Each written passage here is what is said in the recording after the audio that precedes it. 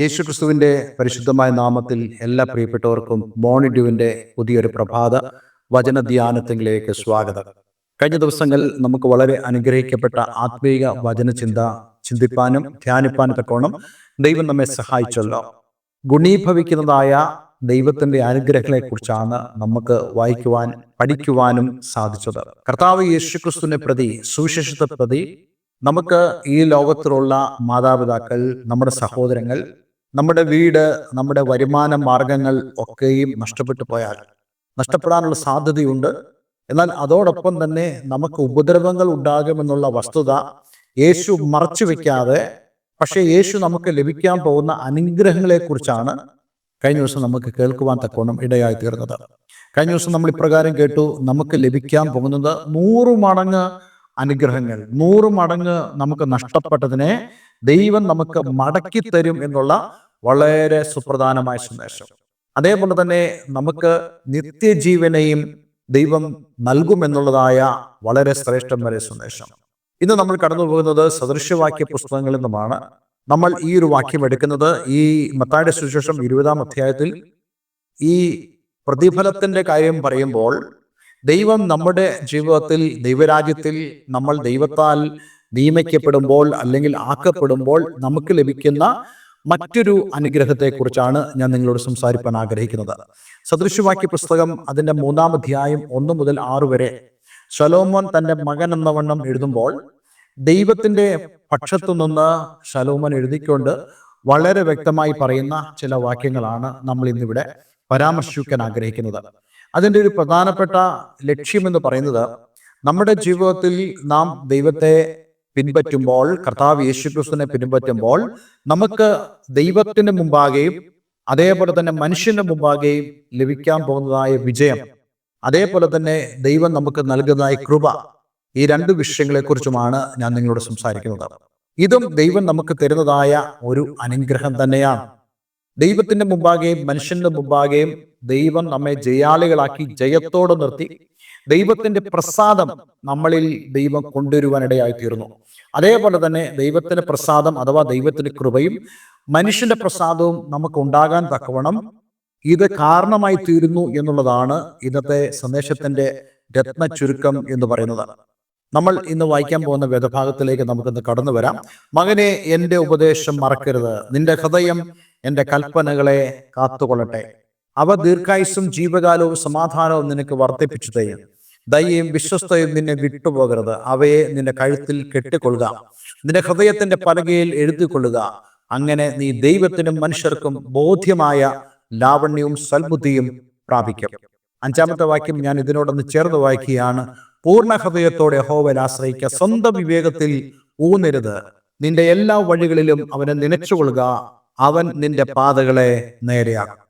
ശലോമോൻ രാജാവ് തൻ്റെ മകനെ വിളിച്ചുകൊണ്ട് പറയുന്നു, എൻ്റെ ഉപദേശം മറക്കരുത് എന്ന് പറയുമ്പോൾ, എൻ്റെ ഉപദേശം എന്ന് ശലോമോൻ ഉദ്ദേശിക്കുന്നത് ദൈവത്തിന്റെ ഉപദേശം നീ മറക്കരുത് എന്നുള്ളതാണ്. മറക്കരുത്, ഇവിടെ മറക്കരുത് എന്ന് പറയുമ്പോൾ അതിനർത്ഥം നമ്മൾ കാണാതെ പഠിക്കണമെന്നോ ദൈവത്തിന്റെ വചനം നമ്മൾ ബൈഹാർട്ടാക്കി അത് ഉള്ളിൽ സൂക്ഷിക്കണമോ എന്നുള്ളതല്ല. പല ആളുകളും അങ്ങനെ ചിന്തിച്ച് വാക്യങ്ങൾ പഠിക്കുന്നവരായ ആളുകളുണ്ട്. പക്ഷെ നമ്മൾ ഓരോരുത്തരും ദൈവത്തിന്റെ വചനങ്ങളെ വായിച്ച് നമ്മൾ ഹൃദയസ്ഥമാക്കുക എന്ന് പറയുന്നത് നമ്മളുടെ അനുസരണത്തോടൊപ്പമായിരിക്കണം. കാരണം ദൈവത്തിന്റെ വചനം എപ്പോഴും പ്രായോഗിക തലത്തിലാണ് നമ്മൾ കാണേണ്ടത്, പ്രായോഗിക തലത്തിലാണ് നമ്മൾ അതിനെ ഓർമ്മിക്കേണ്ടത്. അങ്ങനെ പ്രായോഗിക തലത്തിൽ നമ്മൾ ഓർമ്മിച്ചെങ്കിൽ മാത്രമേ ഇവിടെ പറയുന്ന പോലെ നമ്മൾ ദൈവത്തിന്റെ ഉപദേശം മറക്കാതിരിക്കുന്നു എന്നുള്ള ഒരു അനുഭവം നമ്മളിൽ ഉണ്ടാവുകയുള്ളൂ. ദൈവത്തിന്റെ വചനം നമ്മൾ കുറേ നേരം കാണാതെ പഠിച്ച് നമുക്ക് വർഷങ്ങളായി നമുക്ക് ഈ വാക്യം അറിയാം എന്നുള്ളത് കൊണ്ട് ഒരു പ്രയോജനം ഉണ്ടാവുകയില്ല. ഞാൻ ഇന്നും ഓർക്കുന്നുണ്ട്, എൻ്റെ ചെറുപ്പകാലത്ത് പഠിച്ചതായ വേദഭാഗങ്ങൾ എനിക്ക് ഇന്നും ഓർമ്മയുണ്ട്. എന്നാൽ ആ ഓർമ്മയുള്ള വേദഭാഗങ്ങൾ എന്നിൽ ഒന്നും തന്നെ ഉളവാക്കുകയില്ല. എന്നാൽ ഞാൻ ഓർമ്മിക്കുന്നതായ വചനങ്ങളെ എൻ്റെ ജീവിതത്തിൽ പ്രാവർത്തികമാക്കുകയാണെങ്കിൽ അതെൻ്റെ മാംസപ്പലകയിൽ എഴുതിയതുപോലെ തന്നെ എൻ്റെ ജീവിതത്തിൽ എഴുതപ്പെട്ടതായി അത് വളരെയധികം സ്വാധീനമുള്ളതായി മാറുവാനിടയായി തീരും. അതുകൊണ്ട് ഇവിടെ വളരെ വ്യക്തമായി പറയുന്നു, ദൈവം നമ്മെ അനുഗ്രഹിക്കണമെങ്കിൽ, ദൈവത്തിന്റെ അനുഗ്രഹം നമ്മളിൽ ഉണ്ടാകണമെങ്കിൽ നാം ദൈവത്തിന്റെ ഉപദേശം അനുസരണത്തോടുകൂടെ ഓർക്കേണ്ടത് വളരെ ആവശ്യമാണ്. അതേപോലെ തന്നെ നിന്റെ ഹൃദയം ദൈവത്തിന്റെ കൽപ്പനകളെ കാത്തുകൊള്ളട്ടെ. ഒരു കാര്യം നമ്മൾ മനസ്സിലാക്കണം, നമ്മൾ ദൈവത്തിൽ നിന്ന് അകലുന്നു എന്ന് പറയുന്നതിന്റെ തുടക്കം കുറിക്കുന്നത് നമ്മുടെ ഹൃദയത്തിൽ നിന്നുമാണ്. അതേപോലെ തന്നെ ദൈവത്തെങ്കിലേക്ക് മടങ്ങി വരുമ്പോൾ ആദ്യം മടങ്ങി വരുന്നതും നമ്മുടെ ഹൃദയമാണ്. അതുകൊണ്ട് നമ്മുടെ ജീവിതത്തിൽ ദൈവത്തിന്റെ വചനം നമ്മൾ ഹൃദയത്തിൽ സൂക്ഷിക്കേണ്ടതും ഹൃദയത്തിലൂടെ നമ്മളതിനെ അനുസരിക്കുകയും ചെയ്യണമെന്നുള്ളത് ഇവിടെ ദൈവവചനത്തിലൂടെ നമുക്ക് കാണുവാൻ കഴിയുന്നുണ്ട്. അങ്ങനെ അനുസരിച്ചാൽ നമുക്ക് എന്ത് ലഭിക്കും? അവ നമുക്ക് ദീർഘായുസ്സും ജീവകാലവും സമാധാനവും നിനക്ക് വർദ്ധിപ്പിച്ചു തരും. കേവലം ഒരു ദീർഘായുസ് മാത്രമല്ല, നമ്മുടെ ജീവകാലങ്ങളെ ദൈവം നമുക്ക് വർദ്ധിപ്പിച്ചു തരും. അതായത് ആരോഗ്യത്തോടു കൂടിയുള്ള ഒരു ജീവിതം ദൈവം നിനക്ക് വർദ്ധിപ്പിച്ചു തരികയും അതേപോലെ തന്നെ ഈ ജീവിതം കേവലം സമാധാനരഹിതമായൊരു ജീവിതമല്ല, സമാധാനം നിറഞ്ഞതായ ഒരു ജീവിതത്തിലേക്ക് ദൈവം നിന്നെ കൊണ്ടുവരുവാൻ തക്കവണ്ണം ഇടയായിത്തീരും. അതേപോലെ തന്നെ 3-ാം വാക്യം നമ്മൾ വായിക്കുന്നു, ദയയും വിശ്വസ്തയും നിന്നെ വിട്ടുപോകരുത്. അതായത് ദൈവത്തിന്റെ വചനം നമ്മൾ പാലിക്കുന്നതിൽ, അനുസരിക്കുന്നതിൽ നമ്മുടെ ജീവിതത്തിൽ വളരെ കരണീയമായിട്ടുള്ളത്, വളരെ ആവശ്യമായിട്ടുള്ള 2 ഗുണങ്ങളാണ് ദയയും വിശ്വസ്തതയും. ദൈവത്തിന്റെ ദയ നമ്മൾ പ്രാപിക്കുന്നതോടൊപ്പം തന്നെ മറ്റുള്ളവരോട് നമ്മൾ ദയ കാണിക്കുകയും അതേപോലെ തന്നെ ദൈവത്തോട് തന്നെ നമ്മൾ വിശ്വസ്തത കാണിക്കുകയും അതേപോലെ തന്നെ ആ വിശ്വസ്തത തന്നെ മനുഷ്യരിൽ നമ്മൾ കൊടുക്കുകയും ചെയ്താൽ ദൈവത്തിന്റെ വചനം പറയുന്നു, അവ നിന്റെ കഴുത്തിൽ നീ കെട്ടിക്കൊള്ളണം എന്ന് പറഞ്ഞാൽ നിന്റെ ജീവിതത്തിന്റെ മുഖമുദ്രയാകണം വിശ്വസ്തതയും ഈ ദയയും എന്ന് പറയുന്നത്. അങ്ങനെ ആ ദയാലും ആ വിശ്വസ്തതയാലും നിന്റെ ഹൃദയത്തിന്റെ പലകയിൽ നീ എഴുതുക.